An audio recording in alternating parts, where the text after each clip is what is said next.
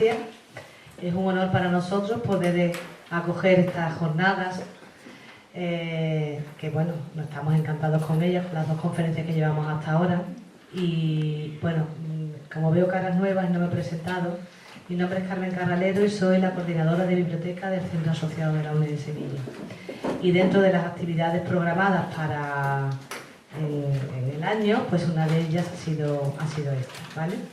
Bueno, es la tercera conferencia que se da. Las dos primeras fueron el lunes pasado y ahora don José María Gómez Villalón, no, perdón, me he equivocado, es la segunda, perdón.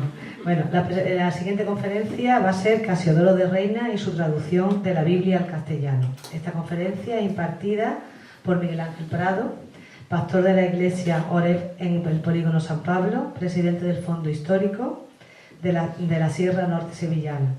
Lleva más de 30 años colaborando en distintas labores en San Pablo, desde rehabilitación de drogodependientes a obras sociales. Bueno, pues sin más, os dejo con él, ¿vale?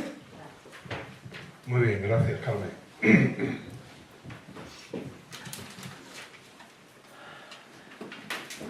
Quiero controlar el tiempo y como no hay reloj en el frente, pues...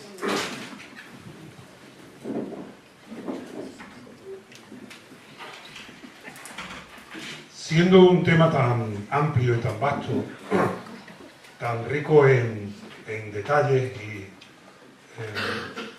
no solamente en datos, sino sobre todo y también en esfuerzo de lo que tiene que ver con Casiodoro de Reina, su vida, su ministerio, su labor, la traducción y lo que ello significó, yo me daría, más bien, me doy por satisfecho si al final queda despierto un mayor interés por este tema de la Biblia al castellano, por el movimiento de reformistas españoles, tanto en el 16, donde nos estamos centrando en estas conferencias, como también después en el 19 y en el 20. Si el interés se aumenta y se despiertan preguntas para posterior investigación personal y lectura de mucho material, yo creo que, por lo menos por mi parte, estará conseguido el objeto. En los 40 minutos que tengo y que voy a procurar sujetarme a ellos, voy a poner todo el interés, esa va a ser la intención,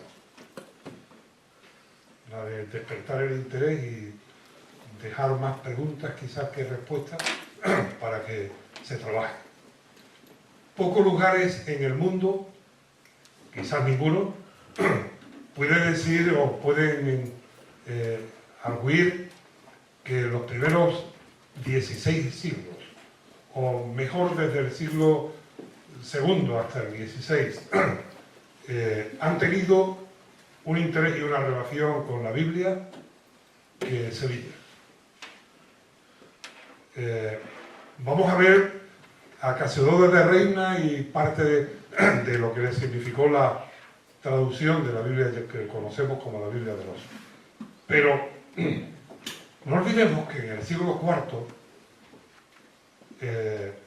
otro sevillano, concretamente Lucinio Bético, de aquí de Itálica, él con su mujer, una familia de poderes, una familia rica, cuando escucha y conoce que Jerónimo de Belén está haciendo la traducción de la Vulgata Latina, él envía a un equipo porque él tiene interés en que la Biblia en latín la tengan aquí. De manera que envía un equipo, una embajada, para que se hagan y colaboren para traer la Biblia aquí a Sevilla, a Itálica, a Andalucía, en latín. Posteriormente, otro sevillano también, Juan Hisparense, en el siglo IX, es el que procede a hacer la traducción al árabe. De modo que Sevilla está vinculada con distintas traducciones y con la labor de la difusión de la Biblia. la que conocemos como la alfonsina, la castellana, que Alfonso X el Sabio, de la Vulgata Latina, hizo la traducción y la edición aquí en Sevilla en 1280, también está relacionada con Sevilla como ciudad y con sevillanos. Posteriormente, la Biblia Políglota Regia de Benito Arias Montano, que como Cisneros estaba haciendo en Madrid, pues él también hace la colaboración para la Biblia Computense o la Regia que él elaboró en 1517. Había hecho Cisneros y él en 1570. De manera que después ya nos encontramos con la Biblia del Oso, que Cassiodoro de Reina traduce fuera. Pero he dicho hasta el 16, porque del 16 en adelante, del siglo XVI en adelante, se produce un triste y lamentable vacío, hueco, en el que durante 3 siglos la Biblia, no ya en castellano, sino prácticamente en ningún idioma, encuentra cabida. Tengo aquí una copia de un documento. El Consejo informa a los tribunales inquisitoriales. Reverendos señores, por la copia del capítulo de la carta que aquí va, entendemos cómo se ha impreso una Biblia en romance a contemplación y costa de algunos herejes españoles con la intención de meterla secretamente en estos reinos. Y porque sería cosa muy perniciosa que esta Biblia entrara en ellos, se converna que luego como recibáis esta, señores, ordenéis que se tenga particular cuidado en prevenir que no entre la dicha Biblia. Y si alguna hubiera entrado y se hallare, las mandaréis recoger todas, procediendo contra las personas que la hubieren metido. Y de lo que se hiciere, daréis aviso al Consejo. En Madrid, 30 de enero de 1571. Cosa muy perniciosa sería que esta Biblia en romance entrara en estos reinos. Esta es la reacción, la actitud, la realidad de cómo se responde en los reinos de España con relación a la Biblia y la difusión de la palabra de Dios en nuestra tierra. Cassiodoro de Reina fue el primer traductor de la Biblia desde los originales hebreo, arameo y griego al castellano, de la Biblia completa. La publicó, se editó en 1569 en Basilea. Él había nacido aquí en Montemolín, pertenecía entonces al reino de Sevilla, actualmente es de la provincia de Badajoz, cerca de Monesterio, cerca de algunos otros pueblos del entorno. El hecho del dato de su nacimiento, de su cuna, se tiene en base a las actas inquisitoriales. Es un acta inquisitorial que dice que Cassiodoro de Reina de Montemolín, natural de Montemolín, y ahí es donde así empieza su causa. Seguro que estudió aquí en Sevilla. Su formación académica fue aquí en Sevilla. No se tienen información ni datos de todo este proceso. Lo que sí se sabe es que, bastante joven, él ingresó en el monasterio San Isidoro del Campo, que en Santiponce, que estaba entonces llevado por la orden de los frailes jerónimos de López de Olmedo.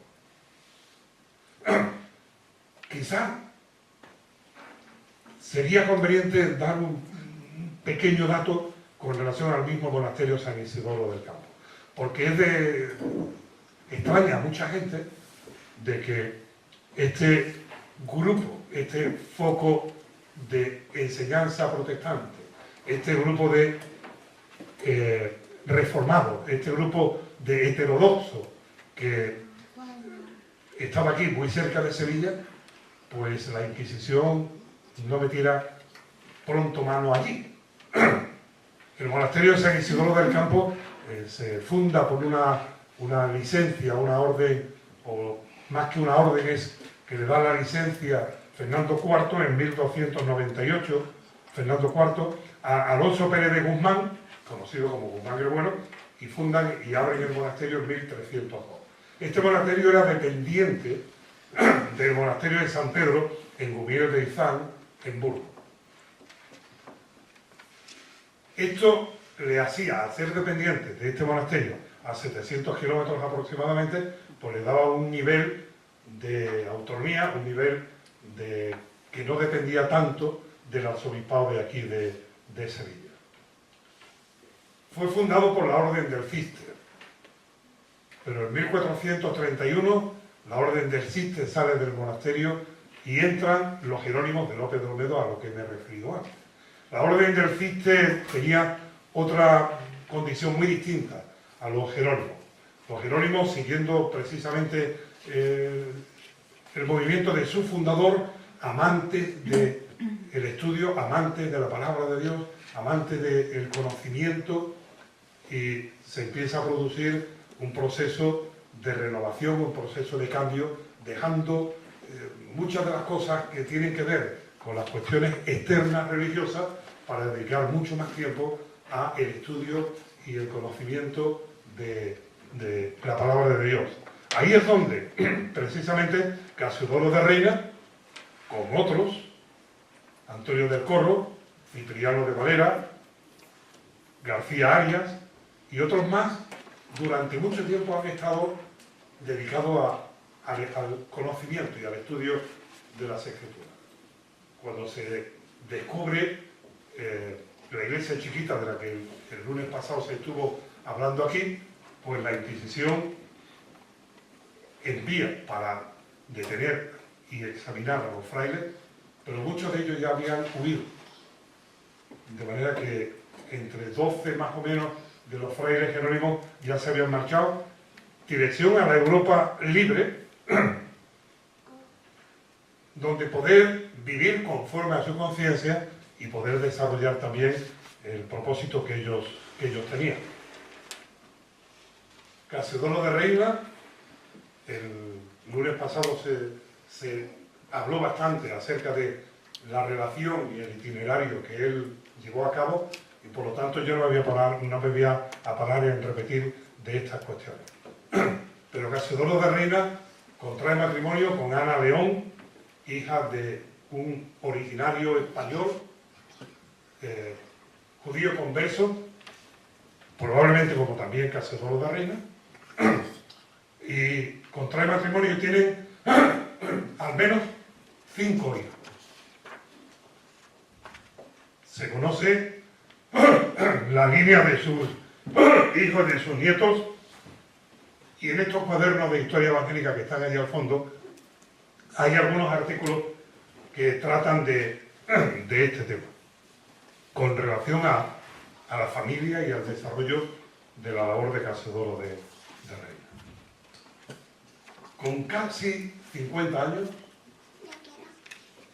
49, 50 años, Casiodoro de Reina concluye el trabajo que le ha llevado 12 años, que es la traducción de la Biblia al castellano en completo, toda la Biblia completa al castellano.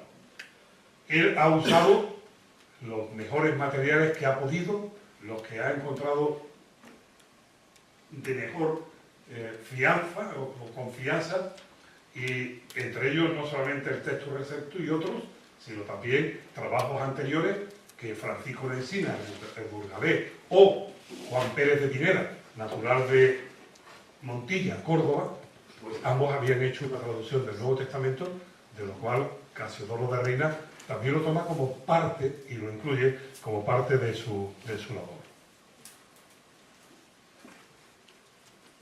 Una cuestión importante es considerar que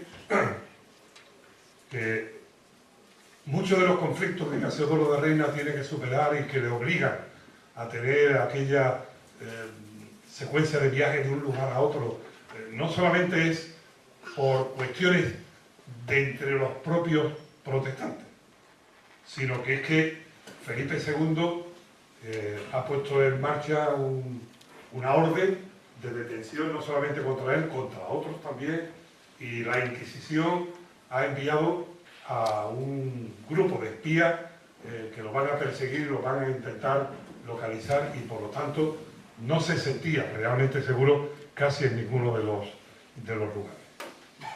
Fallece en Frankfurt en 1594, el día 15 de este mes pasado de marzo, pero de 1594, hace por lo tanto 425 años. Y cuando él fallece en Frankfurt, lleva varios años ya pastoreando una iglesia de habla hispana allí en Frankfurt y con un reconocimiento y un crédito social muy grande. Él se ha tenido que ganar el sustento en muchas ocasiones, durante bastante tiempo, haciendo venta de libros. Venta de libros quiere decir que él recibía bibliotecas y libros de otros y no era fácil poder comprar los libros en el siglo XVI, pero él se dedica precisamente para poder sustentar. Y su esposa, Ana, durante venta de libros y también comercio de seda, de tejido. Su esposa ha tenido que trabajar duro también con la aguja y las telas para poder sostener a su familia. A veces pensamos que detrás de estos personajes, de estas personas y personajes que han llevado una labor que ha trascendido los tiempos, han estado situaciones de comodidad o situaciones de abundancia o de por lo menos comodidad. No. Muchos de ellos han tenido que librar duras y difíciles batallas. Es la primera vez, repito, que la Biblia es traducida al castellano desde los originales. No fue fácil su impresión. Una vez que Casiodoro de Reina había terminado el trabajo de la traducción, viene ahora el hecho de imprimirla. Y llega a un acuerdo con Oprino, como editor, para hacer la impresión en 1567. Pero después de haber puesto una gran cantidad de dinero para hacer la impresión, Oprino muere y muere en bancarrota. De manera que el proyecto se ve fracasado, parado, detenido de una manera dramática. Casiodoro, como he dicho antes, no nadaba en abundancia. Él tenía que recurrir a quienes, por el interés de que la Biblia llegara en castellano al pueblo español, pues estaban dispuestos a apoyar esta empresa. Es fácil hoy adquirirlo. No es tan fácil editar un libro, pero no es tan difícil como entonces. Y creo que es de reconocer no solamente el esfuerzo y la entrega, la preparación, porque en Casiodoro de Reina es reconocido y críticos muy antiprotestantes han dicho que la versión de la Reina Valera, su lenguaje, su castellano, es de una riqueza y de una hermosura en su estilo que no tiene parangón. Pero no solamente reconocer la preparación y el trabajo tan excelente que hizo, sino es reconocer también el empeño, la fuerza, la convicción, el sacrificio, la disposición, la perseverancia, el hecho de superar las dificultades. Oprino muere y muere dejando el proyecto parado, pero después con Tomás Guarín llega a un nuevo acuerdo para imprimirla y con la ayuda, como se dijo la semana pasada, de Juan Pérez de Pineda, que cuando muere él deja en su testamento que toda su riqueza sea dedicada para la publicación de la Biblia en castellano, sino también, como se dijo, Marcos Pérez, un español en el exilio, de origen español, judío converso, colaborador estrecho de Juan Calvino, pues hombre de mucho dinero, de mucha capacidad, pues junto con lo de la herencia de Juan Pérez de Pineda y precisamente también de Marcos Pérez, pues puede ponerse definitivamente en marcha la impresión de la Biblia.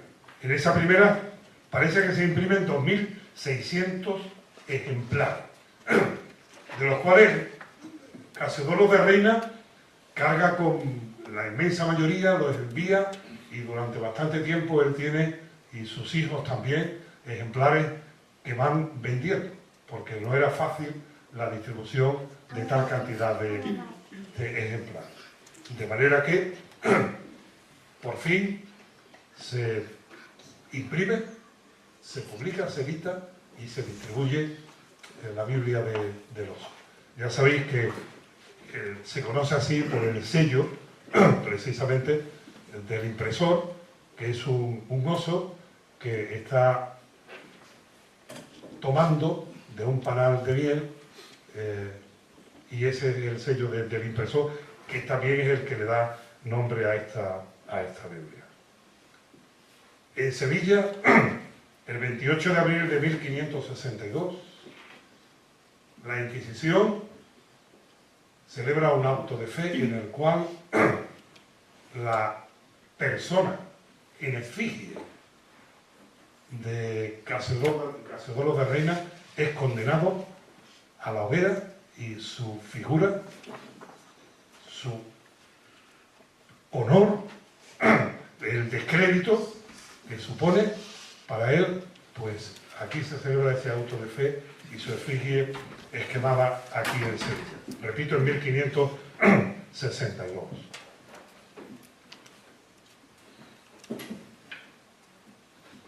¿Por qué tanto interés?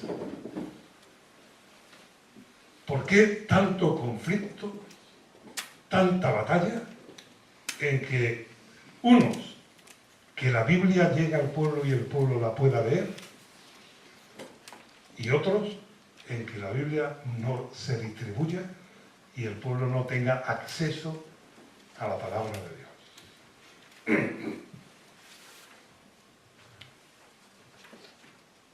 Por la propia naturaleza de la Biblia. No estamos hablando aquí de un libro religioso, no estamos hablando aquí de un libro de una orden religiosa donde hay unas normativas y donde hay unos modos de comportamiento. No estamos hablando de un libro que tiene que ver con los criterios humanos acerca de cómo acercarse a Dios. No es derecho canónico, no es manual de culto. No, estamos hablando de el único libro que hay en el mundo, repito, el único libro que hay en el mundo que reclama para sí mismo ser palabra de Dios. Es el único libro que dice que es Dios el que inspira y guía a los escritores para que recojan no lo que los hombres piensan acerca de Dios, sino lo que Dios quiere que los hombres conozcan. Esto es lo que se conoce como la inspiración plenaria, verbal de las Escrituras.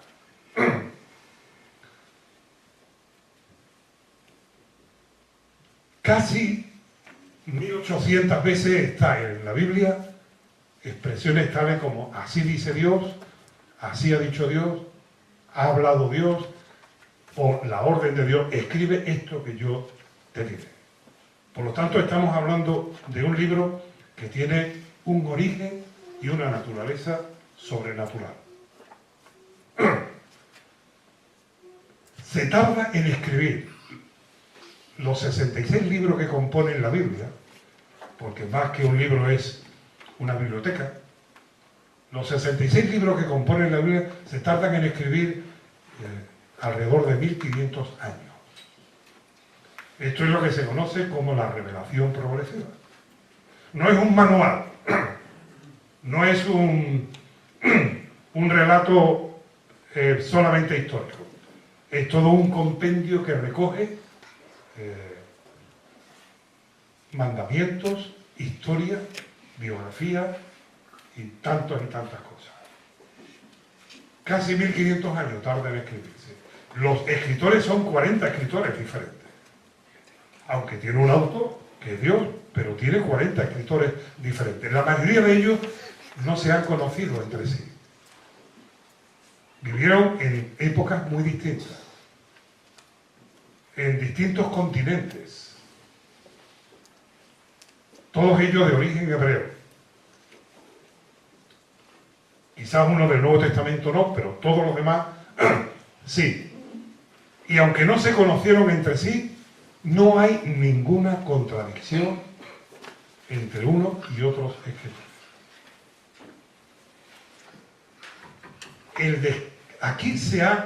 Al decir aquí me refiero a España, se ha jugado con dos elementos para crear, para establecer una actitud de reserva y algunas veces de actitud en contra de la Biblia.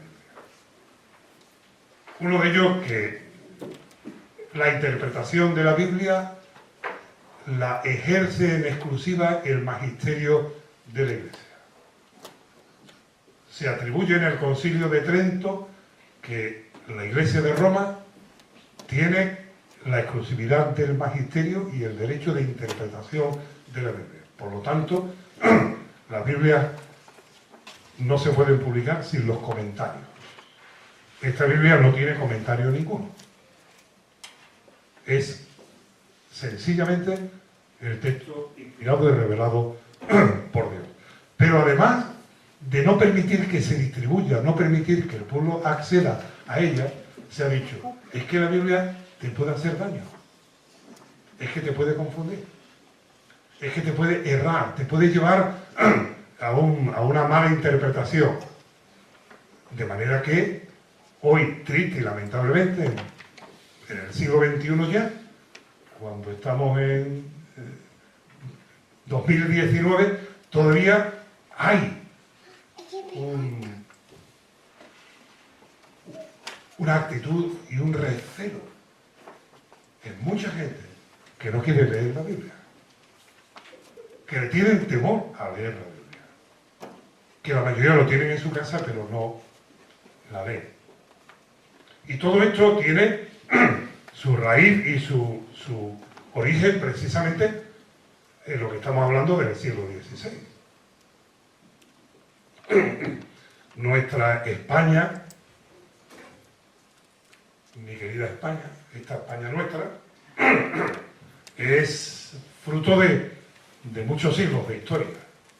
Y muchos de los elementos que conforman nuestra idiosincrasia como pueblo, pero también nuestra actitud, pues encuentra sus raíces ahí.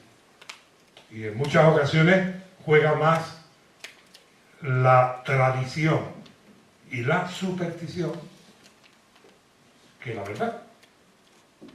Y todo esto lo encontramos ahí.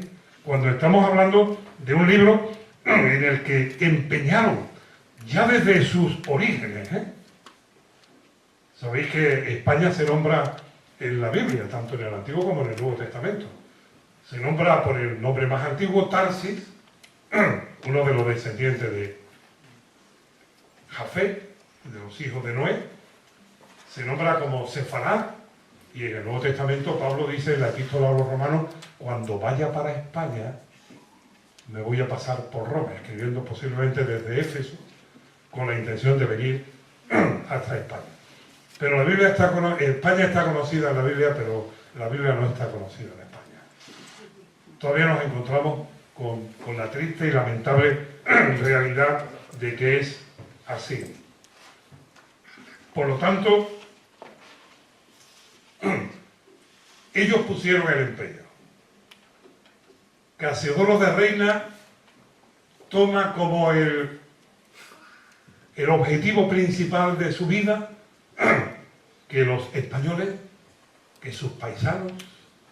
Después Cipriano de Valera escribe en el prólogo de la que conocemos como la Biblia del Cántaro, la revisión de 1602, que ojalá el monasterio de San Isidoro del Campo, donde ellos estuvieron como frailes, llegará el tiempo en el que sea una universidad donde se enseñe la palabra de Dios.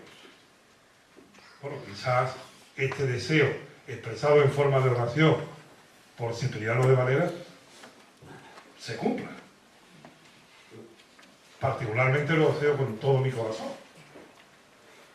Y tampoco sería muy de extrañar porque el Dios que inspiró la Biblia y que guardó a Casiodoro de Reina y le dio la fuerza, la visión, el ánimo y todo lo necesario y la protección para que podamos tener esta joya en nuestro castellano, para él nada es imposible.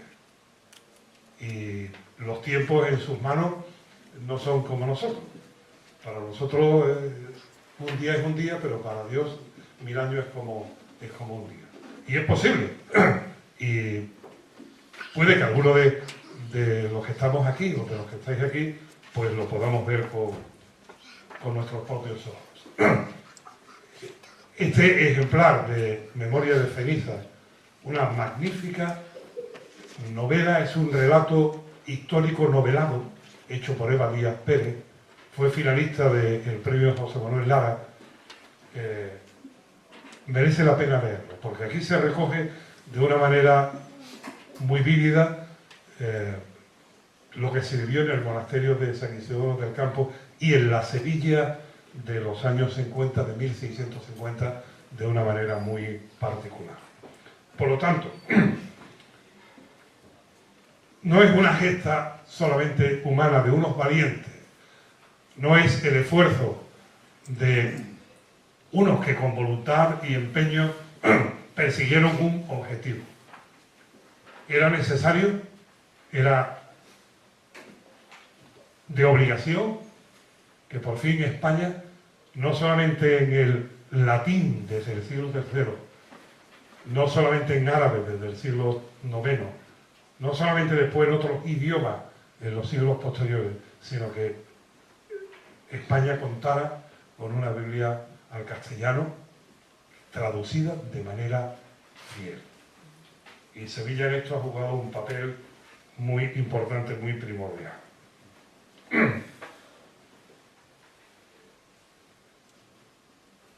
Casi, bueno, en mi generación lo que conocíamos del texto del Nuevo Testamento era en latín y porque lo escuchábamos en la misa.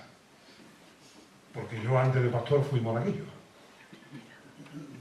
Y era de la forma en la que se parecía que escuchaba uno la palabra de Dios, pero no entendía lo que decía. Pues gracias a Dios ya eso también ha pasado. No estamos hablando de tiempos tan remotos, tan pretéritos como del siglo XVI. Estamos hablando de estos últimos años también, o mejor, de hace 40, 45 años para atrás. Porque esto aquí en Sevilla la historia continuó. En los años 60, cuando se empiezan a establecer, y estamos en la Universidad Nacional, en los años 60, cuando se empiezan a establecer los colegios públicos, yo conozco gente más joven que yo que no han podido estudiar en Sevilla en colegios públicos porque no podían, porque no llevaban el certificado de bautismo. Y su familia, aún teniendo pocos ingresos, teniendo pocos recursos, tenían que llevarlo a colegios privados porque no tenían plaza en los colegios públicos. Porque era de obligación llevar el certificado de bautismo de la parroquia donde se había bautizado. Y no estamos hablando nada más que de hace 50, 60 años.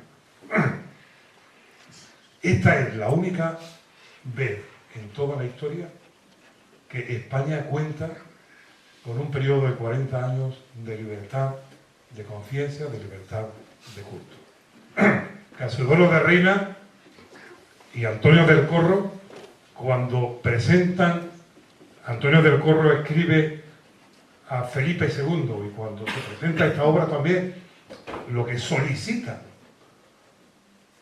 al rey de España, como decía Emilio Monco el lunes pasado, no era que se reconociera el protestantismo de manera oficial, sino que se dejara libertad de culto, que se dejara libertad de conciencia. Alguna vez han dicho que dentro de las iglesias evangélicas se ha promulgado la libertad de conciencia para interpretar de manera particular e individual la Biblia. No, es la libertad del libre examen. Que no sea otro el que examine mi conciencia a la luz de sus propios intereses o de sus propias convicciones, sino que leyendo la palabra de Dios, la luz de la palabra de Dios y la obra del Espíritu Santo me permita examinar mi propia conciencia. Excepto en la Primera República desde 1869, en aquel sexenio, y después, en 1931, en España no ha habido libertad de culto de ningún tipo. Hasta que ahora se ha instaurado. Por primera vez en tantos años. Así es, en los últimos 500 y pico de años. Esta es la Biblia que más, en castellano, que de mayor impresión hay anualmente en el mundo. Es la Biblia más apreciada y leída en el mundo de habla hispana. Y la podemos tener hoy nosotros en nuestras manos. Creo que mi tiempo ha concluido. Yo he querido hacer 5 minutos me quedan. 3 elementos distintos. Por una parte, que Sevilla ha estado presente en el desarrollo de la historia de la Biblia y la Biblia en la historia de Sevilla.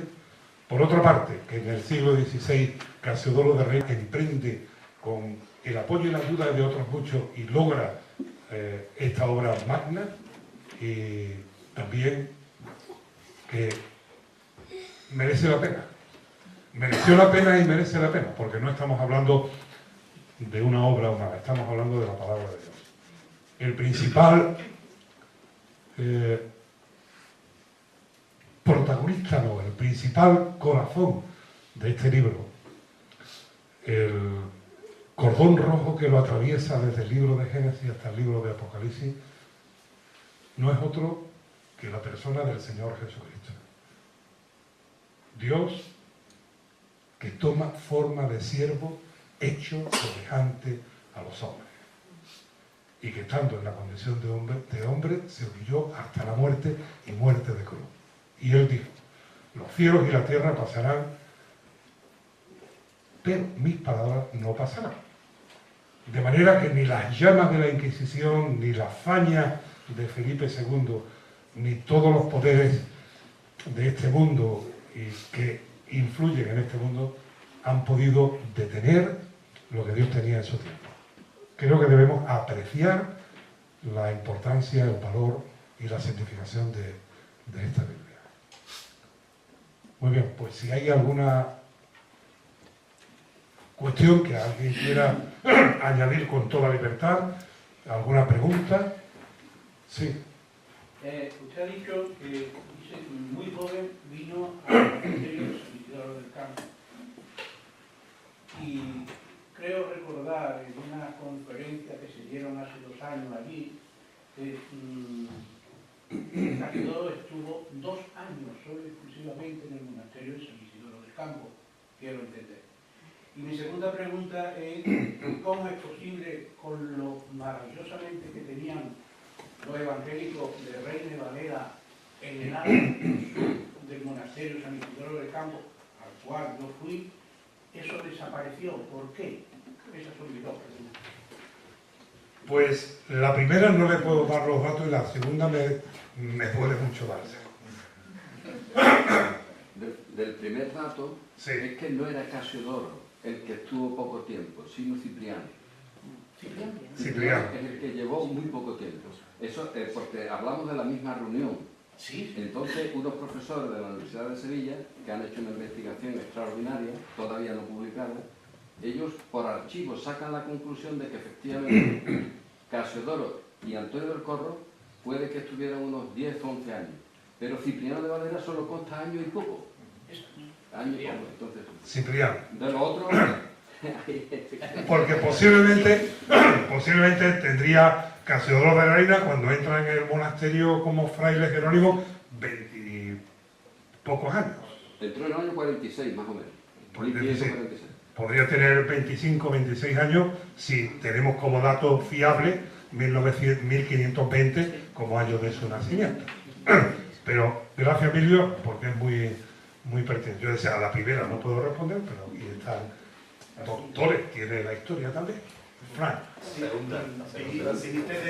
Sí, es porque seguramente es del mismo tema o es otra cuestión. No, es una pregunta Pues de... entonces, para el otro tema, porque preguntaba acerca de cómo, habiendo estado en la zona sur, la parte sur del monasterio San Isidoro del Campo, en manos de una entidad llamada la Fundación Reina Valera, de los protestantes, de los evangélicos, pues cómo se perdió aquello, o cómo dejó de estar en esas manos evangélicas. Se crea una fundación con un patronato y se adquiere la propiedad. Pero la gestión de aquello fue nefasta. La gestión fue nefasta. Aquí hay algunos que estuvieron viviendo allí en el monasterio, en el tiempo en el que aquello era la sede de la Fundación Reina Valera. Y creo que es de justicia que reconozcamos también nuestros propios errores, porque el único que nunca se equivoca es Dios, y aquello fue muy mal gestionado. Se perdió no por presión externa, ni siquiera por conflicto interno, sino se perdió porque quienes los tenían que gestionar no lo hicieron bien.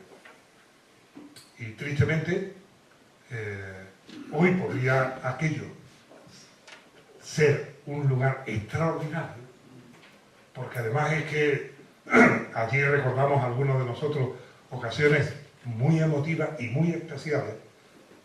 Y si me permite, su nombre es José Algaba Moreno. don José Algaba Moreno. Él estaba de médico, porque lo acabo de comentar, y puedo dar el dato, ¿no? Sí, sí. De médico en Santi Ponce, y él atendió a los jerónimos en el monasterio de San Isidoro del Campo, no los del siglo XVI, estamos hablando de los últimos que quedaron antes de abandonar el monasterio, la orden de los jerónimos, pero él era el médico de los jerónimos también. Don José, pues, las culpas no están. Es que es una pena porque además aquellos se están hundiendo. Y la verdad lo tenían maravillosamente conservado. Y había una serie de salas que yo me parece. Acondicionada, una biblioteca riquísima, pues con mucho dolor y, por qué no decirlo también, con vergüenza. Hay que reconocer que la culpa es nuestra, porque no se hizo bien. Aquello se vendió luego por 30 millones de pesos. ¿Perdón? Por 30 millones se vendió. No, aquello se compró por 35 millones de pesos. Y después lo adquirió la Junta de Andalucía, hizo un justiprecio, lo adquirió por una cantidad bastante superior, pero quien recibió la mayor parte fue la empresa, la propiedad que se le había vendido a la fundación, porque no se le había pagado del todo, aunque se podía haber pagado. Quizás no había una biblioteca tan grande de momento, quizás otros mobiliarios no estarían, pero cuando uno compra algo, lo primero que debe de hacer es pagar. Y aquello ahora es propiedad de la Junta de Andalucía, y creo que la Junta de Andalucía no sabe qué va a hacer. Fran. Sí, otra pregunta es de la primera tirada de 2.600 ejemplares de la Biblia de Oxford. ¿Cuántos originales existen hoy todavía en el mundo? Pues parece que a España no llegaron muchos. Parece que está constatado que en España entraron algunas decenas, pero no muchos. Dicen que en Frankfurt, Casiodoro de Reina sí tenía una buena cantidad. Pero actualmente, yo no sé cuánto hay en el mundo, pero actualmente en España hay un original en la Biblioteca Nacional, hay un original en la Biblioteca de la Duquesa de Alba, que precisamente al rey de Toledo, pues los que fundaron el monasterio de Medina Sidonia, Duquesa de Alba, pues tienen un original. Y yo he tenido el honor de tener 2 originales en las manos. Me hice una foto con uno en cada mano, pero se perdió la foto. Esos están ahora en Zamora, en la colección de don Adolino Villa. Su padre, que era veterinario, muy conocido en toda la zona de León, pues escuchó el Evangelio. Una persona de campo le habló del Señor Jesucristo y del Evangelio, y este hombre creyó en Cristo y dedicó después todo el resto de su vida. Quizás, como lo dijo Uso de Río en el siglo XIX, pues este hombre dedicó todo el resto de su vida a hacer una colección de Biblia. Y tiene 2 originales de la Biblia de Oxford, sus descendencias. Pero no sé cuántos originales hay, no sé si alguien conoce el dato. En la Colombina hay 2. Aquí en Sevilla. Que fue uno de ellos el que se expuso en el monasterio, cuando la hizo. Eso es en la Colombia. Y en Oxford y Cambridge hay Sí, también. Y en Estados Unidos también. Sí. Y demás. Bueno, los que han contado con dinero pues han sabido también buscar las joyas. Bien, pues creo que son las 7:30, un poquito pasadas. A las 8, José María Gómez Villalón va a tener el segundo tema, la segunda exposición, sobre Rodrigo de Valer, natural de Lebrija, y Julianillo Hernández, natural de un pueblo de Valladolid. Muy bien, pues a las 8, Dios mediante, comenzará la segunda.